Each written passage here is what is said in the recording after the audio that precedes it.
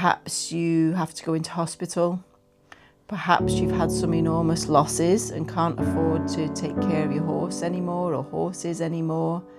And the devastation in you probably can't be articulated. But I wanted to bring a little light. If that's you, if that's the situation, there are things that can help.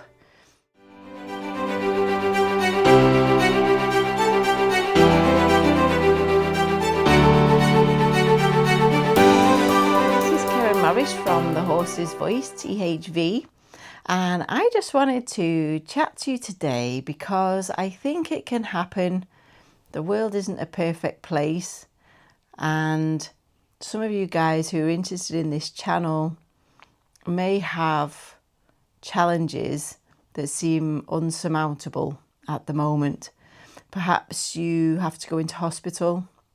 Perhaps you've had some enormous losses and can't afford to take care of your horse anymore or horses anymore.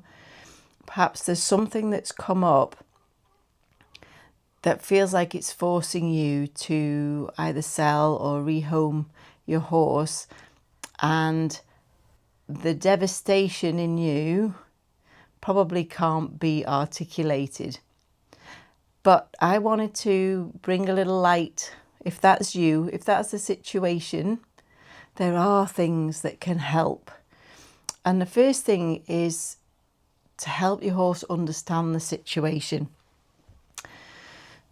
And simply, you can explain it. You can explain it just in your head. You can explain it verbally. It doesn't matter what your language is. It can help to be very present and try and have a very clear, convey your message very clearly. Don't be sort of hassled or sort of pulled in different directions when you're trying to explain. If you find a quiet time with your horse, and I'm aware, by the way, how bonkers this sounds, but if you try it, try talking to your horse. You probably already do, but maybe just feel that you're a little bit mad, but you're not. You're not. Even though a lot of people I think who'd be interested in this channel probably already talk to your horses a lot, there's a whole other level that you can do it on. So, for example, there's a little horse who's lived here with us for, well, all his life. He's 23 now, and he'd always been in the same stable, the same part of the yard, but we need to do some maintenance. So he was going to have to move, and I asked his owner to explain it to him and explain he's safe. All his friends are still here. He'll still be going in the same field that he knows. All that kind of thing. And I said, count down for him. So, you know, I don't know, a week in advance. It'll be next week we're moving. And then, you know, maybe 3 nights we're moving, 2 nights we're moving.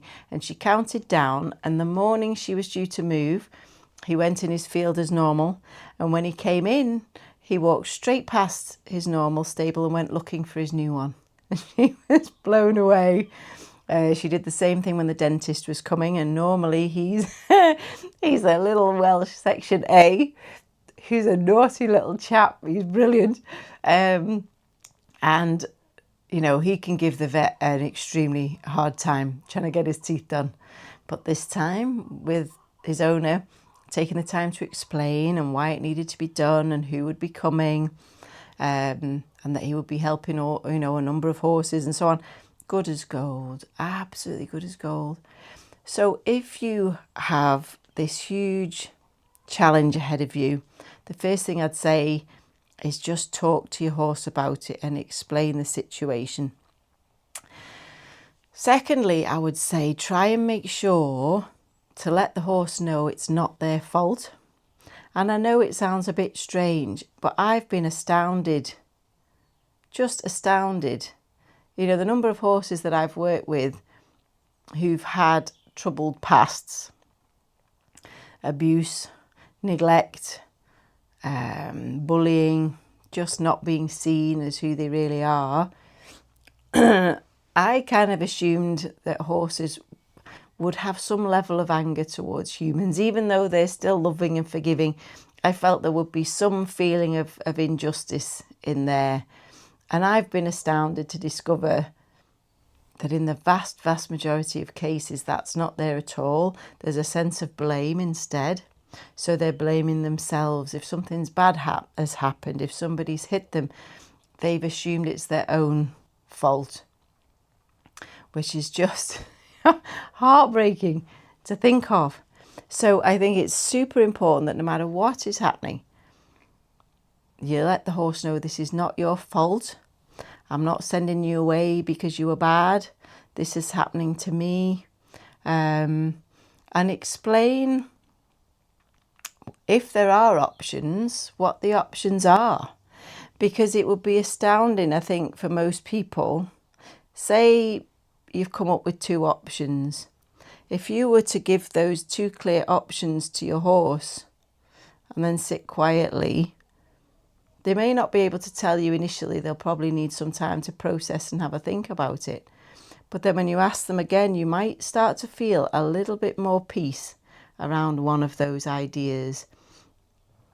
Or you may even find another thought pops into your head coming from them.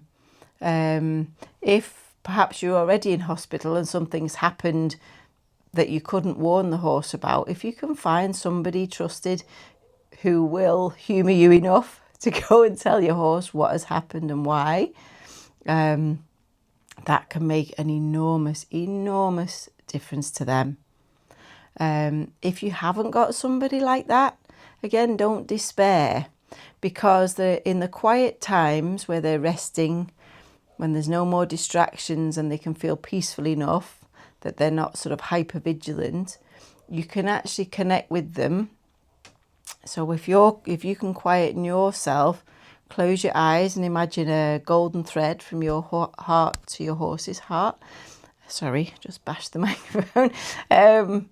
And say to them where you are and what has happened, and that you're okay, or that you'll be back, or that something's happened and you're going to have to try and help them.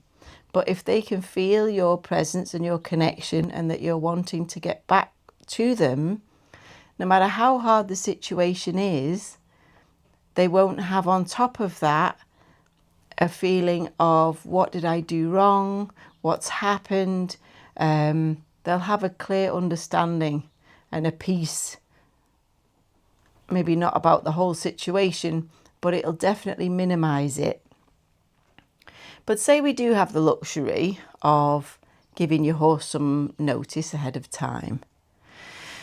I think if you can, very often people feel, I can't be with the horse until I'm in a good state of mind. And actually that's a really good idea to have. You know, if you come from a stressed day at work, just taking a few minutes in the car to breathe and ground and become present, so that you don't bring sort of anger and frustration and so on to the horse without meaning to, that's a really good thing. However, pretending it's not there when you've not been able to move it doesn't help. I found that horses really, really need us to be authentic and genuine, and we can't trick them anyway. So if you're saying, oh, I'm fine, and actually you're not, the horse knows you're not, but it doesn't necessarily know what the truth is. So I think it's really important that if we appear at the yard and perhaps you're just really upset, you're just really, really upset because of what's coming or looks to be coming, be in that truth, you know, let the tears flow, hug those necks and smell those manes, and let them see, you know, how I can feel how it would be for me, how, you know, this situation is devastating you and that you want what's right for them. Because if you can keep that dialogue open, it may be a shock to them at first and it may take them a little while to process, but they will. And then you may be surprised that they can help work with you. And some of them might say, well, do you know what? I'd rather go to non-physical. if I can't stay with you, I'd rather go. Maybe they're elderly, maybe they've been through enough already. But maybe they're not actually as anxious about it as you expect. And perhaps there's a little shopping list they can give you of the person to look for who can take over, or who they'd like to take care of them while you're away. And once that dialogue's open, as I say, you can actually maintain it from a distance. But I think it's really good, if possible, start it when you're there with them. But for some, actually, it can be helpful when you're further away, because when they're there nuzzling for treats and saying, is it tea time, and can you scratch me here and can you scratch me there, it can be a little harder to have a conversation. So either way, just start the conversation, and I think you'll be astounded at the sort of partner who comes forward to help you with the challenge. So sending loads of love to you. If that is your situation, you have my heartfelt love and appreciation for your care and love of your horse. And we're cheering you on to a really good solution, which may have seemed impossible, but you just never know. You never know. Ask your horse and you might be surprised what solution comes forwards. Bye. If you've enjoyed this video and would like to know more about how to communicate with your own horses, or to hear stories about horse communication that has just astounded regular horse owners, or if you'd like to learn more about the many, many ways that our horses communicate with us in our efforts to understand them even more deeply, just click the subscribe button and the notification bell, and you'll see our new videos as we upload them.